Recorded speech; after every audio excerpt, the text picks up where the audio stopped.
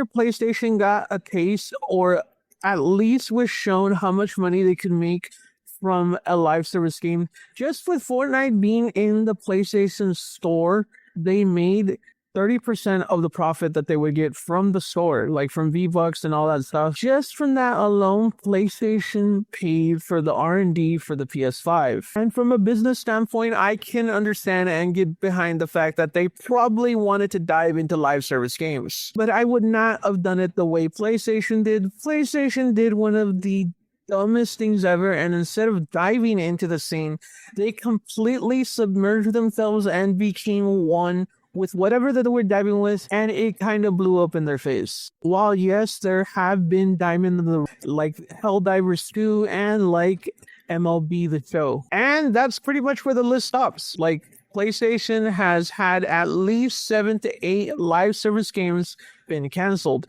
with source mentioning 12 projects in total, with 7 already gone. These cancellations include titles like a God of War live service game, a Ben Studio live service game, and The Last of Us Online. Additionally, Concord is no longer playable, which is another instance of a live service game shut down. And yes, by the way, Concord is probably one of the biggest failures in not only Sony's catalog or PlayStation's catalog. It's one of the worst failures ever in gaming. And it was clear that there really wasn't any plan when it came to their live service pushes. It was pretty much, oh, we make great single player games, so they could definitely make a live service game. When in reality, that's not what made these studios great, and that's not the reason why these games are so good. It's because of the fact the studios believe in the project that they're doing, and it just so happens that all the studios that PlayStation has accumulated over the years loves making single-player narrative-driven games. And it's what made PlayStation #1 in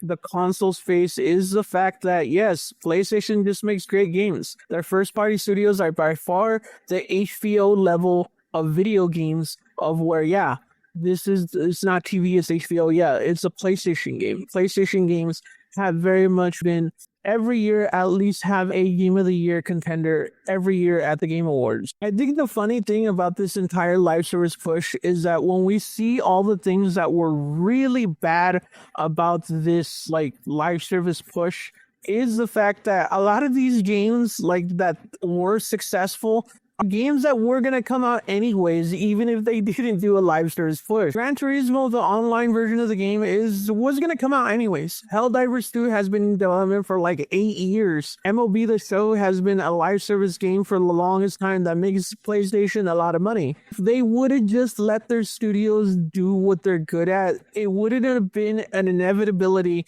that eventually some of their games would evolve into that stage if they wanted it to. But now, because of unplanned ways, that the worst possible plan that you could have had to push into live service games, now you're seeing things like Ben Studios having to lay off 30% of their workforce, while there have been sources on the inside that say, yeah, yes, even though they did this, but Jason Schroeder was reporting that, yeah, the company is not in any rush to close Ben Studios, so that's a good thing. But at the same time, there have been other studios that are not so lucky, like the Concord game makers, which, to be honest with you, was a little harsh because the game wasn't like horrific. It was a good game. It's just like had boring ass characters and tacky ass art. And to be honest, this move really didn't feel like a OG PlayStation like decision. This decision, the old school PlayStation, if they were going to make a live service push, they would have had a actual plan on how to do this and not just forcing their studios to make live service games. Like, that was one of the worst decisions I've ever seen PlayStation make in the history of gaming. The only worst decision that they made, and that's because it was kind of a good deal, is the PlayStation 3's price point. But at the same time, it's like, at the very least, they had a plan for that. At the very least, and they got out of it. To the point where even the CEO of PlayStation agrees that there has to be a better plan for the future of live service games, because PlayStation is not going to stop trying to make live service games, and I really don't blame them.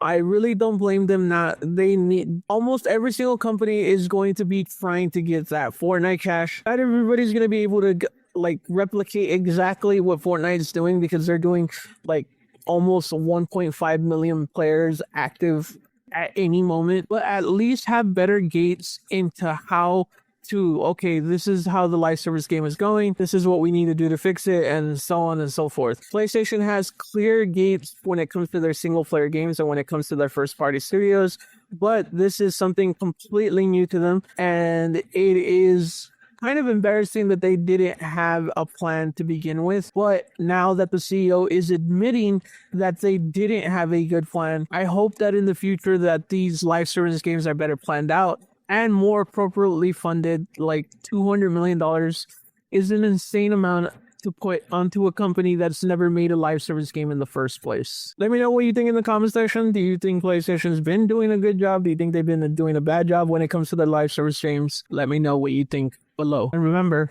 you're pretty good.